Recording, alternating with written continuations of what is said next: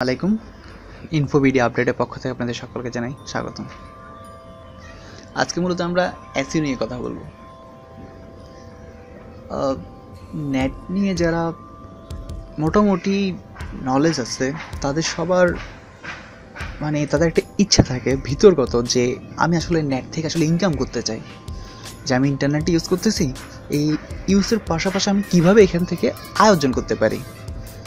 আর ইন্টারনেটের মাধ্যমে আয়ের যতগুলো উপায় আছে, যেমন affiliate marketing, SEO, YouTube, Facebook, website, web development, desktop application তৈরি করা, অ্যানিমেশন তৈরি করা, এই ধরনের যতগুলো প্ল্যাটফর্ম আছে তার মধ্যে অন্যতম একটি জনপ্রিয় একটি কাজ হচ্ছে এসইও, যাকে পূর্ণভাবে আমরা বলতে পারি যে সার্চ ইঞ্জিন অপটিমাইজেশন। এখন প্রথম কথা হচ্ছে এই সার্চ ইঞ্জিন অপটিমাইজেশন জিনিসটা কি। আমরা এখন কম বেশি সবাই ফেসবুক ব্যবহার করে থাকি।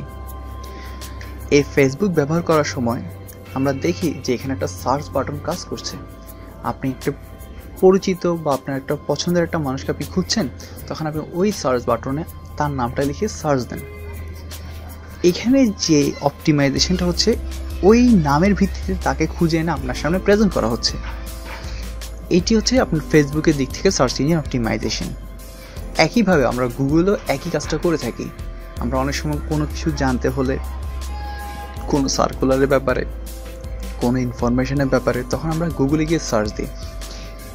এই যে সার্চ ইঞ্জিনগুলো রয়েছে যেমন গুগল, ইয়াহু, এখানে যাদেরকে খুঁজে বের করে কাজ করানো হচ্ছে সেটাই হচ্ছে মূলত সার্চ ইঞ্জিন অপটিমাইজেশন। এখন যদি বলা হয় যে সার্চ ইঞ্জিন অপটিমাইজেশনটা কত প্রকার, বেশিরভাগ ক্ষেত্রে দেখা যায় মানুষ সেটাকে দুই ভাগে ভাগ করে ফেলে সাধারণত, যে অন পেজ, অফ পেজ। মূলত বিষয়টা সেটা না। প্রথমত সার্চ ইঞ্জিন আমাকে যদি ভাগ করতে যাই, এটাকে দুইটা ভাগে ভাগ করা যায়, ঠিক আছে। তবে একটি হচ্ছে আমাদের অর্গানিক, আরেকটা হচ্ছে পেইড। এখন কথা হচ্ছে এই অর্গানিক এসইও এবং পেইড এসইও এদের পার্থক্যটা কি। সাপোজ আপনি মাইক্রোসফট বা যে কোনো একটা কমন একটা ওয়ার্ড লিখে গুগলে সার্চ দিলেন, তখন দেখবেন আপনি সার্চের ওখানে যতগুলো আপনার সার্চের ভিত্তিতে যতগুলো আপনাকে রেজাল্ট শো করছে, সেখানে দেখবেন প্রথম দিকে কয়েকটিতে এডি শব্দ দেখা যাচ্ছে। এই এডি শব্দটি হচ্ছে মূলত পেইড এসইওর একটি উদাহরণ। অর্থাৎ যে এসইও রেজাল্টটা আপনাকে দেখানো হচ্ছে, এই রেজাল্টটা দেখানোর জন্য সে প্রতিষ্ঠান আলাদাভাবে পেড করেছে। তাহলে অর্গানিকটা কি?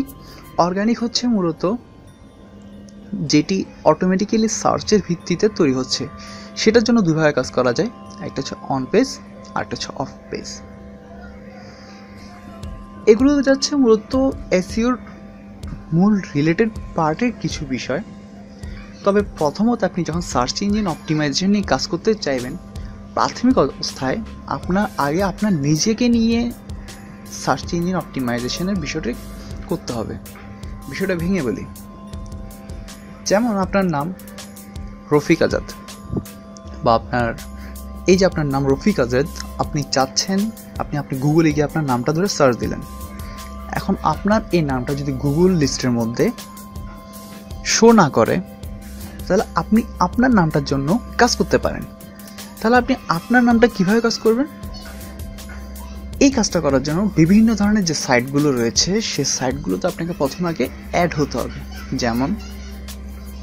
যেমন বেসিক কিছু সোশ্যাল সাইট আপনার অবশ্যই অ্যাড থাকা উচিত। এগুলোতে আপনি কাজ করেন বা এগুলোতে আপনি অ্যাক্টিভ অবস্থায় থাকেন বা নাই থাকেন, কিন্তু আপনার একটা অ্যাকাউন্ট থাকা উচিত। তো যে সকল সোশ্যাল সাইটগুলোতে আপনার থাকা উচিত সেগুলো হলো, যেমন ধরুন ফেসবুক অবশ্যই একটা অনেক বড় প্ল্যাটফর্ম, অবশ্যই এখানে আপনার একটা অ্যাকাউন্ট অবশ্যই আছে। পাশাপাশি ফেসবুকের পাশাপাশি আপনার যেসব সাইটগুলোতে অ্যাকাউন্ট থাকা উচিত, যেমন গুগল প্লাসে যদি আপনার অ্যাকাউন্ট থাকে, সেটা আপনার নামটিকে অপটিমাইজেশনের ক্ষেত্রে খুবই সাহায্য করে। এরপরে রয়েছে প্রফেশনালদের জন্য আলাদা একটি সাইট, সেটি হচ্ছে আপনাদের সবার পরিচিত লিঙ্কডইন। আপনার যদি লিঙ্কডইনে কোনো আইডি না থেকে থাকে তবে অবশ্যই লিঙ্কডইনে আপনার একটি আইডি তৈরি করুন এবং ওখানে যাবতীয় যে তথ্যগুলো চাচ্ছে সেগুলো আপনার যেগুলো রয়েছে সেগুলো দিয়ে আইডিটাকে যথেষ্ট পরিমাণ স্ট্রং হিসেবে প্রেজেন্ট করুন। এর পরবর্তী আপনি কাজ না করেন বা ওখানে সময় না দেন, কিন্তু প্রাথমিক অবস্থায় আইডিটাকে স্ট্রং করুন। এরপর পিন্টারেস্ট একটা আইডি খুলুন। টুইটার আপনি টুইট করুন আর নাই করুন, অন্তত পক্ষে একটি আইডি খুলে রাখেন। Instagram, Weebly, about me. Weebly এবং অ্যাবাউট মি এগুলো হচ্ছে আপনার বিভিন্ন ফ্রি ওয়েবসাইট। এইসব সাইটগুলোতে আপনি নিজের তথ্যগুলো তুলে ধরতে পারেন। আপনার যে নাম রফিক আজাদ, এই রফিক আজাদকে আপনি এইসব সাইটগুলোতে আপনার যে যে বিষয়গুলো আপনি জানেন, করতে পছন্দ করেন, সেগুলো দিয়ে তুলে ধরুন। এগুলো কিন্তু ফ্রিতে আপনি করতে পারছেন, এগুলোর জন্য আপনাকে কোনো ধরনের পেড করা লাগছে না। অর্থাৎ উইবলি এবং অ্যাবাউট মি, বিশেষ করে অ্যাবাউট মিটা আমার কাছে খুব ভালো লাগে। খুব সিম্পল টাইপের একটা ওয়েবসাইট এবং আপনি খুব সহজে এটাকে সাজাতে পারেন। আজকে যেহেতু বলেছি যে এটা প্রাথমিক এসইও একটা বিশাল ব্যাপার, এসইওর অনেকগুলো পার্ট, আমরা আজকে মূলত প্রাথমিক বেসিক যে কনসেপ্ট রয়েছে সেগুলো নিয়ে কথা বলবো। তো দেখা যাচ্ছে যে আপনি তাহলে এসইও নিয়ে যখন কাজ করবেন, এসইও কাজ করে কি নিয়ে? অবশ্যই কিওয়ার্ড। কিওয়ার্ড বলতে কি বুঝি? কিওয়ার্ড হচ্ছে যে আমরা যা লিখে গুগলে সার্চ দিই সেগুলো হচ্ছে একটা কিওয়ার্ড। এখন আমি আমার নামটা লিখে রফিক আজাদ লিখে যদি সার্চ দিই তাহলে রফিক আজাদ হচ্ছে কিওয়ার্ড। আর আমি যদি সেটি না করে আমি যদি লিখি যে AFGSSTN, নর্মালি একটি সাধারণ একটা ওয়ার্ড লিখলাম, কোনো যার অর্থই নেই, তাহলে এইটা একটি কিন্তু কিওয়ার্ড। অর্থাৎ আপনি যা লিখে গুগলে সার্চ দেন না কেন, প্রত্যেকটা লেখায় এক একটা কিওয়ার্ড হিসেবে কাউন্ট করা হয়। এই কিওয়ার্ডগুলোর বিভিন্ন ধরনের মূল্য রয়েছে। এখন দেখা যাচ্ছে সাপোজ আপনি একটা সাইট তৈরি করতে যাচ্ছেন, সেখানে ফুটবল বিষয়ক সাইট, আপনি চাচ্ছেন আপনার নামটা রাখার জন্য ফুটবল। তাহলে চিন্তা করে দেখুন, এই ফুটবল লিখে যদি সার্চ দেওয়া হয়, আপনার এখানে আপনার কম্পিটিটর কারা এটা একটা আপনাকে চিন্তা করা লাগবে। কারণ ফুটবল লিখে সার্চ দিলে এখানে বিশাল র্যাঙ্ক হয়ে যাবে। সেই ক্ষেত্রে আপনি যদি আপনার সাইটটাকে ফুটবল নাম দিয়ে প্রেজেন্ট করতে চান, তা কিন্তু খুবই কঠিন হবে। কেননা একটা নোন ওয়ার্ড যেটা সার্চ ইঞ্জিনে খুব বেশি মার্কেটে ভ্যালু আছে, সেই জিনিসটাকে আপনি অবশ্যই ওই স্ট্রং পার্টিগুলোর সাথে কম্পিটিশন দেওয়া খুবই টাফ।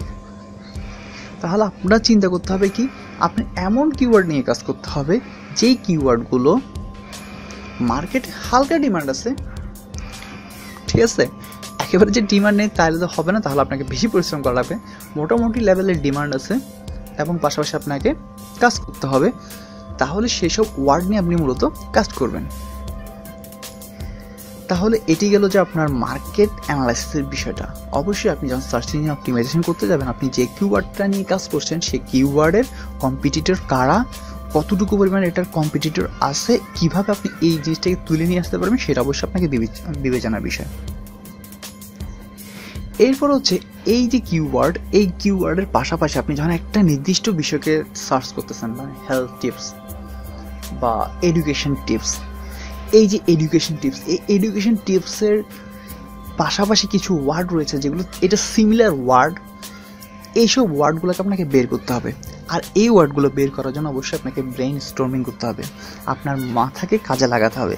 আপনি আপনার মাথা কাজে লাগিয়ে যে এডুকেশন টিপসের সাথে কি কি বিষয়গুলো আমি সমার্থক শব্দ হিসেবে ব্যবহার করতে পারি, এগুলো করার জন্য আপনাকে একটা এক্সেল শিট আপনি চাইলে মেনটেন করতে পারেন। সেই এক্সেল শিটে আপনি বিষয়গুলোকে একটির পর একটি তুলে ধরতে পারেন। এছাড়াও আপনি বিভিন্ন সাহায্য নিতে পারেন। নেটে বিভিন্ন ধরনের সাইট রয়েছে, তার মধ্যে অন্যতম একটি গুরুত্বপূর্ণ বলা যায় একটি সাইট হচ্ছে Google ad planner. Google planner যে সাইটটি রয়েছে সেখান থেকে আপনি যথেষ্ট পরিমাণ কিওয়ার্ড জেনারেট করতে পারেন।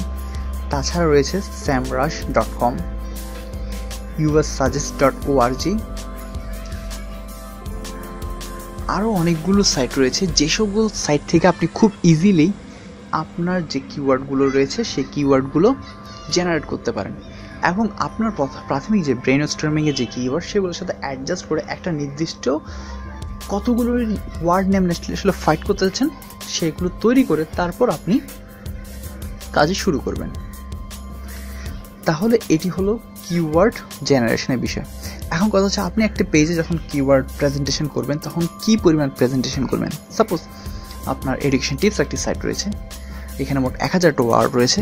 আপনি যদি এখানে বিভিন্ন জায়গায় শুধু আপনার এডুকেশন টিপস বারবার ব্যবহার করতে থাকেন, তাহলে যারা আসলে এটি পড়তে আসছে তাদের কাছে এটা কিন্তু বিরক্তিকর লাগবে।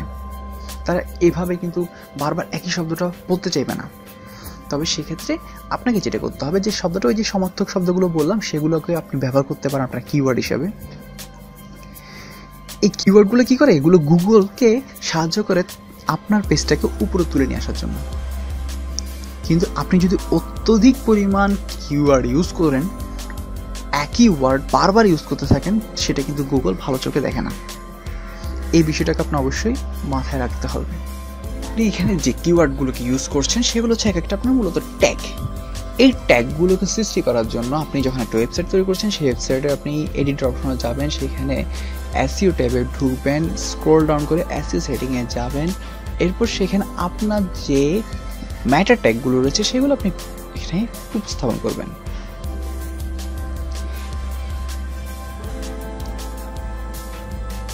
যখন এভাবে আপনি পারফেক্টলি আপনার এসইওর কাজটা করতে পারবেন, তখন আপনার ওয়েবসাইটটি র্যাঙ্ক করা শুরু করবে। তখন আপনার ওয়েবসাইটটি উপরের দিকে উঠে আসবে। অর্থাৎ আমরা যখন গুগলে সার্চ দিচ্ছি, আমি আপনার নাম সাপোজ ধরে নিয়ে দিয়েছিলাম যে রফিক আজাদ, আপনার নামটা দিয়ে সার্চ দিলে এটা হয়তোবা প্রথম 50 পেজের মধ্যে পাওয়া যাচ্ছিল না। কিন্তু যখন এটাকে নিয়ে এসইও করা হলো, আপনার বিভিন্ন সাইটে আপনার নামটা দিয়ে দেওয়া হলো, আপনি বিভিন্ন সোশ্যাল সাইটে আপনি নিজেকে তুলে ধরলেন, তখন অটোমেটিক্যালি গুগল এটাকে পজিটিভ হিসেবে দেখে এবং তখন আপনার নামটা দিয়ে যখন সার্চ করা হচ্ছে সেটি উপরের দিকে র্যাঙ্ক করা শুরু করবে। এটি ছিল আমাদের বেসিক। ইনশাল্লাহ নেক্সট ভিডিওতে এসইওর ভিত্তিতে আয়ের যে উপায়গুলো রয়েছে সেগুলো নিয়ে বিস্তারিত কথা হবে এবং কাজটা আপনারা কীভাবে করবেন, কতটা সহজে করতে পারেন, সেই বিষয়গুলো নিয়ে আলোচনা করা হবে। আমাদের সাথে থাকার জন্য ধন্যবাদ। ভালো থাকবেন। আসসালামু আলাইকুম।